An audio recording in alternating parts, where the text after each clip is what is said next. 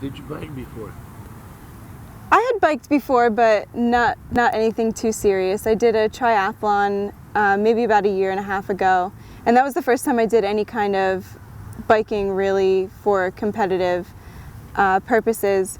And that was only a 25-mile bike, and I remember thinking how awful it was. And now to think how much I biked is just unbelievable.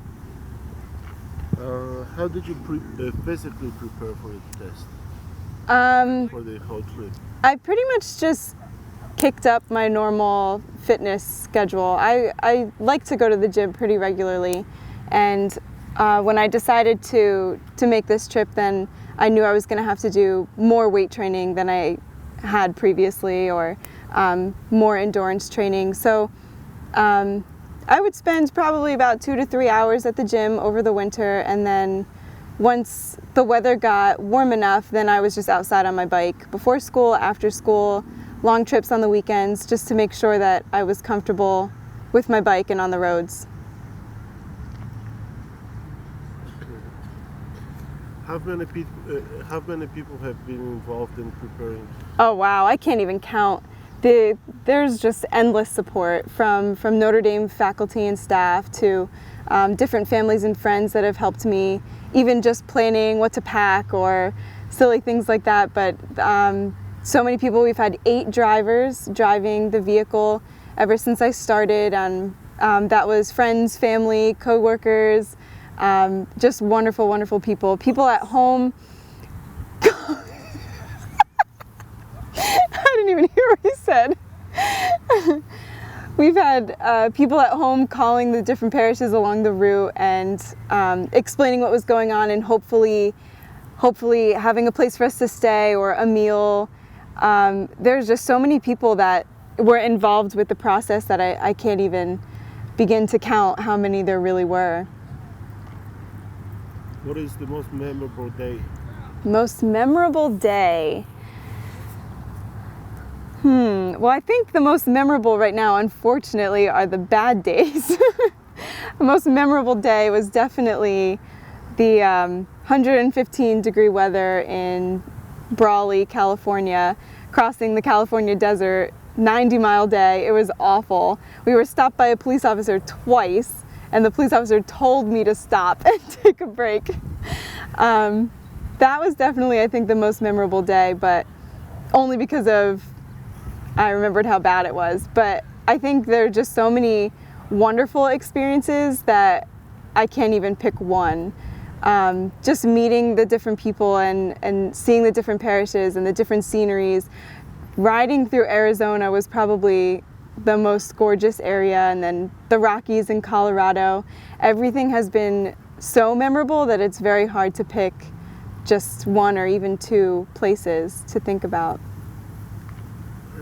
What would be the first thing you do after the trip, your journey is over? The first thing I do is going to be nothing.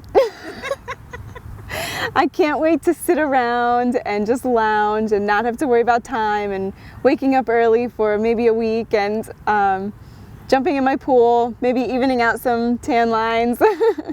I think I'm just excited to be around family and friends and not have to worry about how many miles I have to work on in one day, so it'll be nice.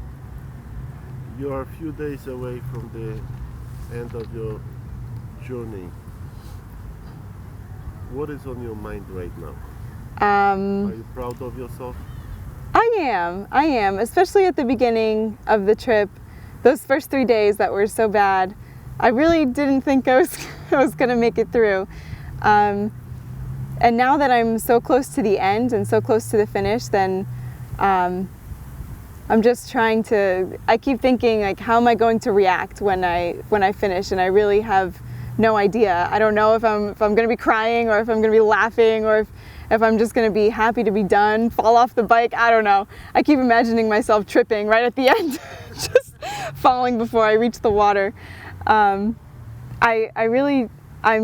very proud of myself, but at the same time, I know that I wouldn't have been able to do this without all the support that I've had, and without God watching over. And it's really, really exciting, and such a blessing to be able to have had this experience. What is your experience meeting other people in regards to your journey? What is my experience? My experience is absolutely amazing. I think about some of the people that I've met and how I never would have met them had I had not taken this journey, and to think about how much just their little stories have enriched my life. It's so wonderful, and I can't now imagine not having met those people and taking that little piece of their life with me to help me improve what I'm doing every day and meeting new people. You have touched many hearts over the last several weeks. What would you tell them about doing impossible? I always tell my students to go for their dreams and to dream big, because if you're not dreaming big, then you don't know what you can accomplish. If you don't try, then you'll never know. And I really do believe that if you work hard enough, then you really can achieve anything. As for doing the impossible, I don't know, because I don't know that there really is anything that's impossible if you truly set your mind to it. Driving across United States on the $600 bike, it seems to be rather impossible. And Every day. Every day. Multiple times a day.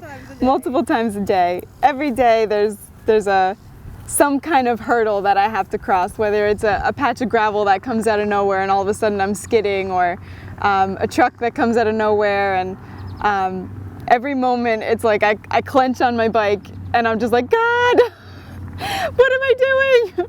The song that Carrie Underwood sings, Jesus Take the Wheel, I've changed it a little bit, and it says, Jesus Take my handlebars. Oh, good for you. So every day I can't believe that I've made it through some of the things that I have. where's the most scary? Where was the scariest place? Scary moment. The most scary moment. Showed up. When what? No. The scariest moment, I don't know if I should be talking about, because I don't know if I want anybody to know about it. Well, my fall. I took a splat in Pratt, and that fall was pretty scary. Hit my head, rolled over, flew over the handlebars, whatever you want to call it. And then immediately after, I fainted, and I was with a priest and the DRE, and Aaron, the DRE, grabs my cell phone and is frantically looking for Miguel's number, because he was my driver at the time, to call Miguel and saying, "You need to get here immediately." She just fainted. That was pretty scary. And then, let's see, other scary moment. There was Tell the fox story. the fox story. Okay, I'll get to the fox story, but other scary moment was in, I think it was Indiana or Missouri. It was in Missouri, and the road that I was traveling on was very windy and very hilly, and there was absolutely no shoulder, and there was a lot of traffic that day. And I just so happened to be going uphill, and when I go uphill, my back tends to hurt, so I have to stretch out, and I'll like stand up on the handlebars or just move my posture so that I can relieve some of the pressure on my back. But I couldn't do that because I was on the edge of the road and there were cars zooming by me. I could not move at all. So at one point there was a dead groundhog on my white line, and I was either going over or going into the street, and I barely missed the groundhog and hit the rumble strips, and then got sent into the street, and a truck just so happened to be zooming by at that very moment, and I felt the truck on my arm, and that was by far the scariest moment. And I called Miguel and I was like, "Come pick me up, I'm done for the day." So that was the scariest. But the fox story, Alyssa was driving with me in Colorado, and I'm going up one of the steeper climbs. I want to say it was La Manga Pass. It was about 9,000 feet up, and I'm coming around the corner, and all of a sudden out of the brush a fox just comes running out and starts chasing me. And I look back and I'm like, oh, it'll stop. And then all of a sudden it's still chasing me. And I see Alyssa about maybe a half a mile ahead of me. So I'm pedaling as fast as I can. This little fox is still chasing me.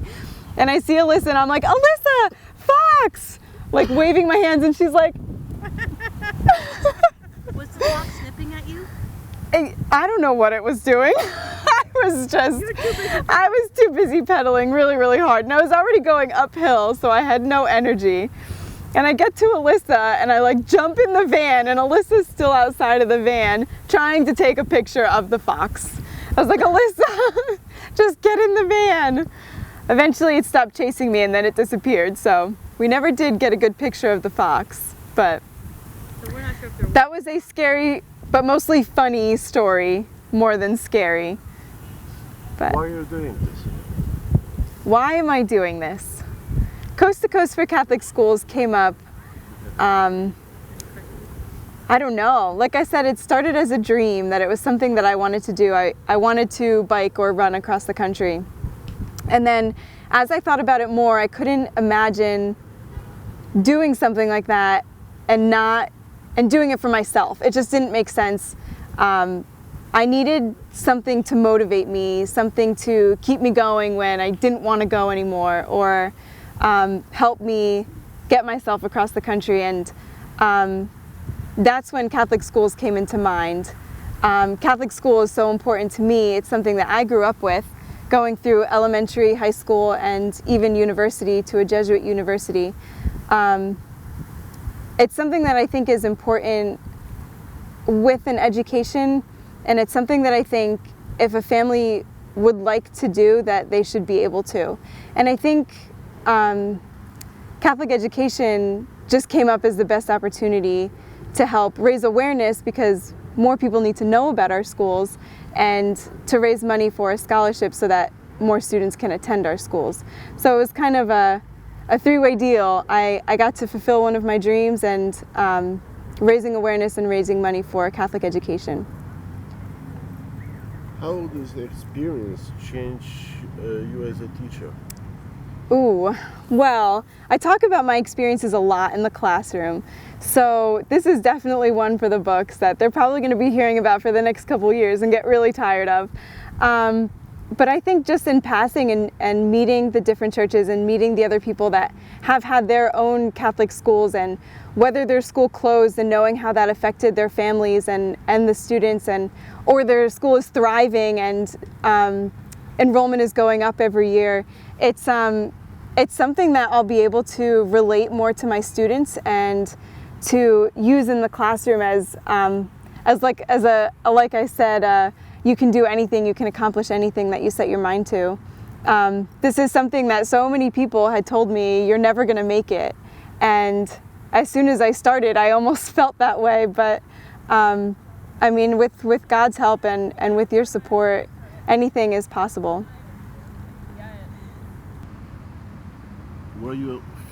Did you feel alone? Yes and no at the same time. A lot of my day is spent on the bike by myself, and there were some drivers that I had with me that I would say, just go 2 miles so that we can hang out again. But it was a good experience for me, because I do like to surround myself by people, and it was something for me to understand that it's okay to be by myself and to just think and to just pray and take in what's around me. So I did feel alone at times, but never for long enough to make me feel lonely. So it was always nice. And then every time I get back to the van and I'm back with the drivers, and we have a few moments of talking and laughing, and really got to know a lot of great people. And then it was back to my thoughts and prayers. So it was a very nice combination of both. How did you like driving through the deserts of Arizona when you heard? No, sorry, we have to rephrase that question. You were driving through the area where the tragedy occurred. Yarnell? Yes. That was one of my favorite days in Yarnell. Riding up that mountain was maybe even harder than the Rockies because it was one of my first mountains. So I had to figure out how to do it. It's not something that you can just power through. You need the stamina and endurance to make it up the full mountain. And I was with Kathy Henry at the time, and we were doing 1 mile intervals. She would go ahead 1 mile and I'd catch up and I'd take a break. And when we got to the top of Yarnell Hill and we just looked down and we saw everything that I had just biked, it was unbelievable, absolutely unbelievable to see how low I started and to see how high I had climbed. And then right at the top of the mountain is the Ranch House restaurant. And we stopped into the Ranch House because I was so excited that I finished the climb. And this was when the Race Across America was actually going on. So there were other racers in the Ranch House, and we were all just sitting and talking and enjoying each other's company and talking to the owners of the restaurant. And it was wonderful. It was one of my favorite days. That would probably be one of my most memorable days. And then to hear what happened with the forest fire and to see the ranch house in a completely different light, because the ranch house was in a lot of the pictures with the fire burning behind it. That whole hill was in flames, and I called a couple times and nobody answered, so I don't think the restaurant is open anymore. So it's devastating. I can't believe that mountain to them is their home, and I can't believe that it's pretty much gone. It needs to be completely rebuilt and new roads made and everything, and it's sad. And to think that I was only there a month and a half ago and that now it's not there anymore. So it's devastating to me, and it's not even my home. I can't imagine how the people that live there feel. How many days after? It was about a week after I left there that it burned down. Are you thinking about doing another type of similar type of adventure?